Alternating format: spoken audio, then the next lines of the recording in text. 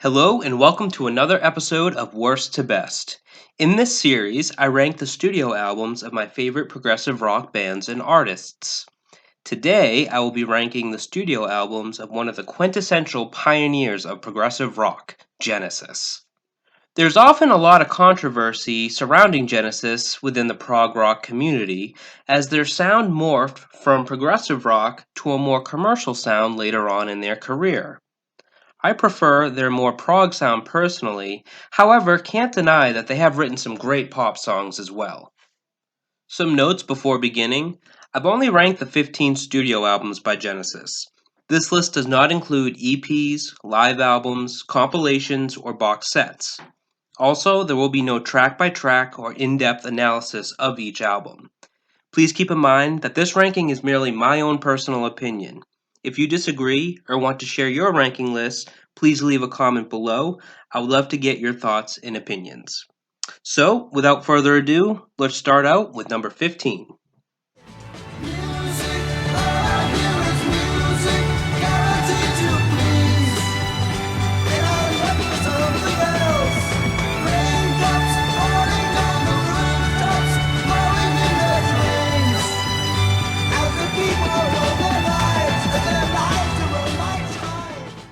Coming in last, we have the debut album, From Genesis to Revelation.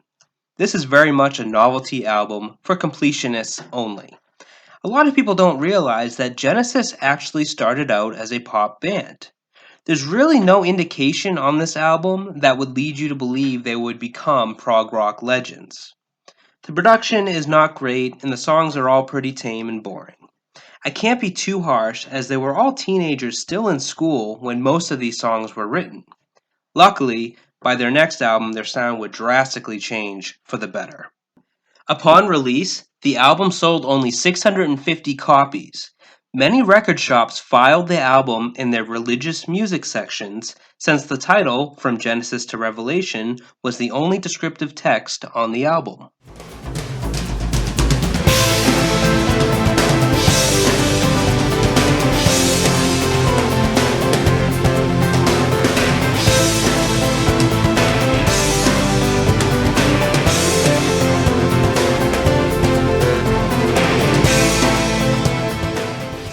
At number 14, we have Calling All Stations. So, let's recap. Genesis survived losing Peter Gabriel and Steve Hackett, but could they survive losing Phil Collins? Spoiler alert, no they could not. New lead singer Ray Wilson does a good enough job throughout the album, however the songs just aren't up to par with the normal Genesis quality. Aside from the track The Dividing Line, which in my opinion is the best song on here, the rest of the songs just fall flat. This was their last studio album and kind of faded away after its release until their reunion tour with Phil Collins in 2007. Calling All Stations became the first Genesis studio album to not hit number 1 since the And Then There Were Three album in the UK.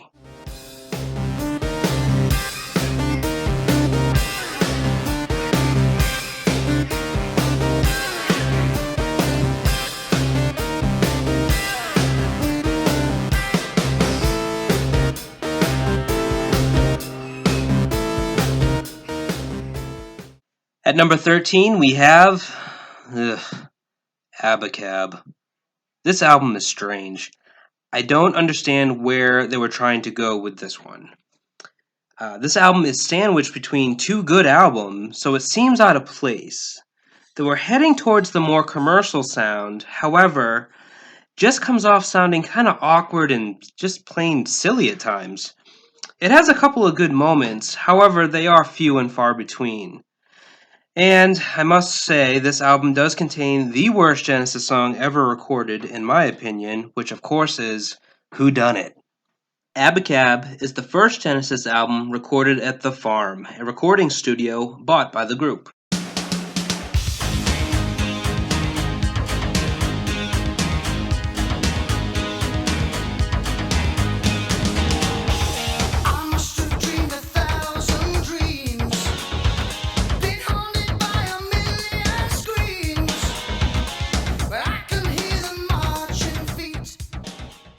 At number 12, we have Invisible Touch. This was the pinnacle of their 80s commercial sound. This was a huge album for them. However, I'm not a big fan. I don't mind pop songs, however, the ones on here just seem kind of shallow and lack the depth of some of their other pop songs that I prefer more. The exception to this is Land of Confusion, which is a terrific example of a well-crafted pop song.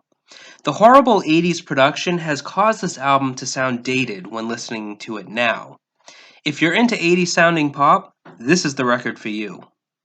Genesis became the first band in foreign act to have 5 top 5 singles on the US Billboard Hot 100, with Invisible Touch being their first and only song to reach number 1 on the charts.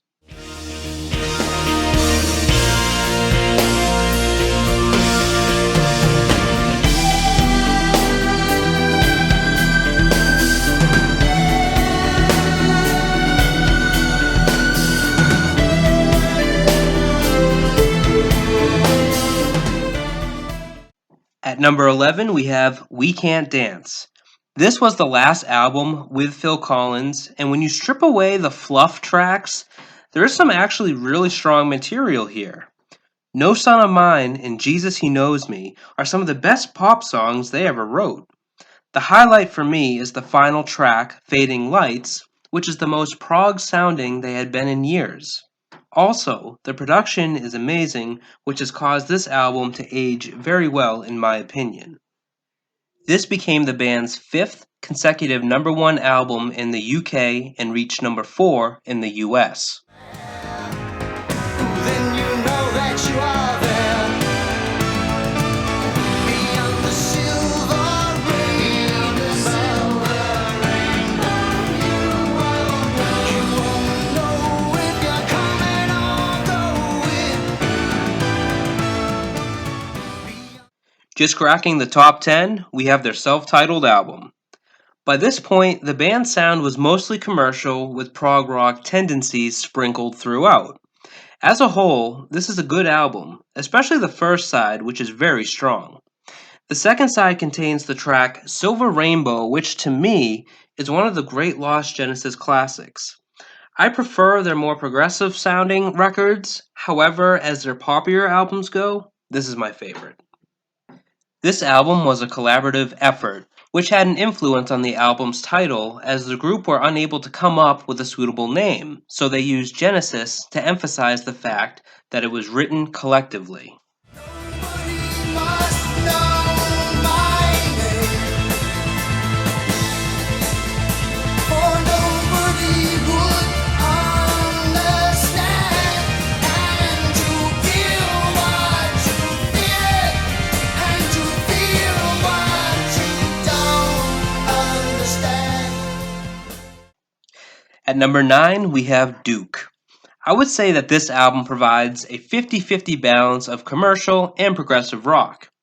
You can tell they are certainly heading more into the commercial territory. Even so, I still think this is a great album. For me, I personally like the proggier moments such as the tracks Behind the Lines, Cul-de-sac, and the excellent Duke's Travels. By this time, Phil Collins had developed his unique vocal style, stepping out of the shadow of their prior lead singer, Peter Gabriel. In its original form, the tracks Behind the Lines, Duchess, Guide Vocal, Turn It On Again, Duke's Travels, and Duke's End were one 30-minute track that told the story of a fictional character named Albert. Stand up and fight, for you know we are right. We must strike at the lies that are spread like disease through our minds.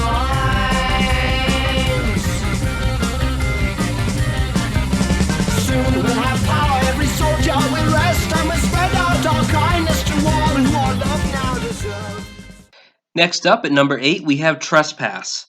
Technically, this is their second album, however, I feel that this was their first true proper album. The material here is leaps and bounds stronger than their first album. 3 of the 6 tracks are terrific early Genesis classics in my opinion. The other 3 don't do much for me, however aren't hideous. You can tell the potential for greatness was there for this band. Their next release would prove those suspicions correct. Shortly after recording this album, guitarist Anthony Phillips decided to leave the group, which almost caused Genesis to split.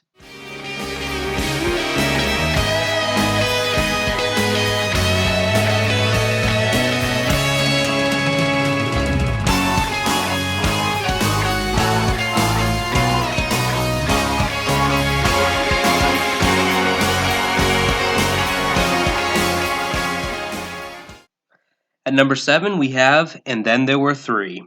As the title suggests, this was their first album as a trio and the first without Steve Hackett. This is a transitional album. Most of it contains strong progressive rock tracks, however, there are hints at their future sound with more commercial sounding songs as well. Follow You, Follow Me is a prime example of this. Great pop song, however, doesn't quite work with the rest of the material here. For the most part, though, this is still an enjoyable album to listen to and feel it's underrated.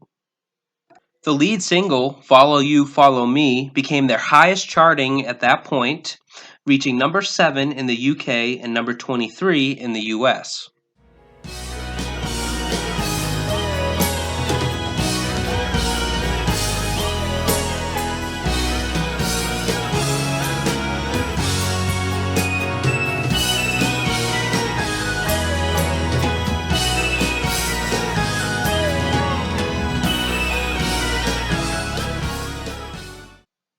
Next up at number 6, we have Wind and Wuthering. This is a very strong progressive rock album and contains one of my favorite Lost classics, One for the Vine. Sadly, this would be their last studio album with guitarist Steve Hackett. Phil Collins' singing is strong, however can tell he is trying to sound like Gabriel, which I am totally okay with. He would develop his own singing voice over the next couple of albums. There is maybe a track or two that are just okay, however, the great tracks more than make up for it. The group rehearsed Steve Hackett's piece, Please Don't Touch, for this album, but decided not to record it after Collins felt he couldn't get behind the song. Hackett later recorded the song for his solo album of the same name.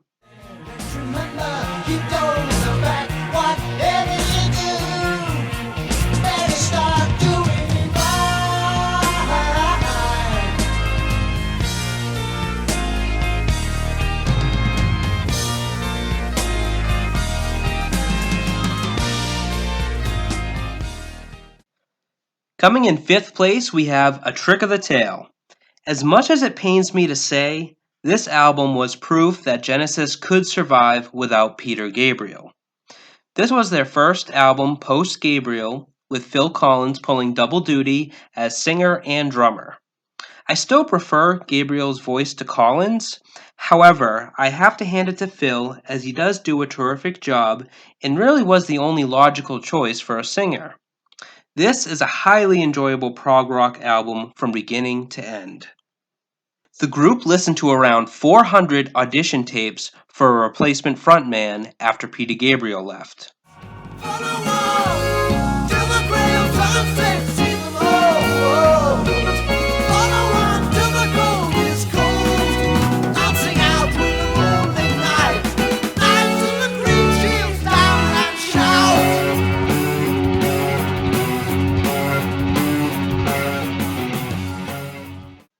Coming in 4th, we have Selling England by the Pound. Alright, I know putting this album at number 4 is going to piss some people off, since this is usually considered their best album.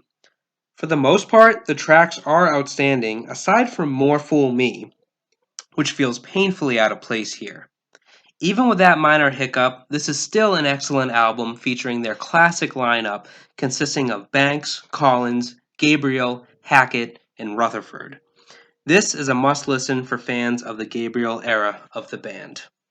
Guitarist Steve Hackett has said this is his favorite Genesis record.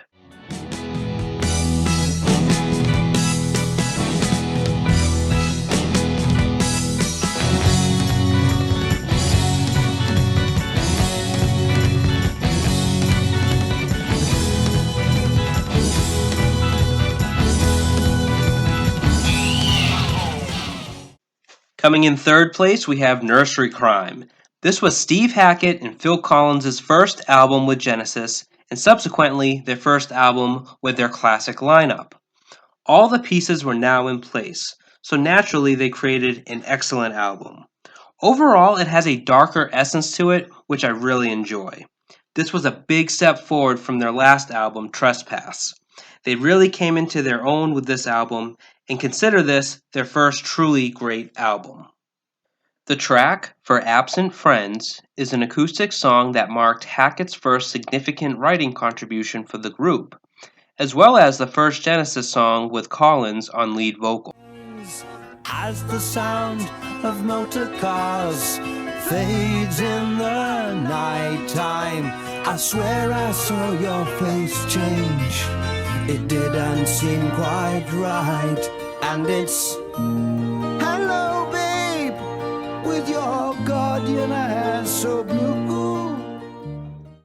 Coming in second place, we have Foxtrot. This is an almost perfect album. It contains their 23-minute-long masterpiece, Supper's Ready, which encompasses everything that makes early Genesis so great. The rest of the tracks are superb as well. This is truly an early Genesis classic. This would be an ideal album to start with if you're someone just getting into early Genesis. The group played their first U.S. show at Brandeis University in Waltham, Massachusetts during the tour for Foxtrot.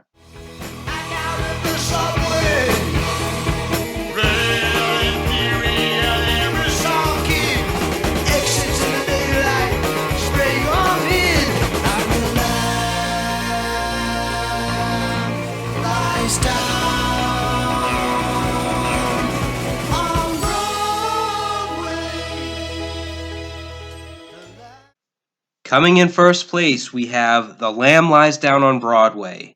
I may be in the minority here, however, I think this is their masterpiece and the one I go back to the most.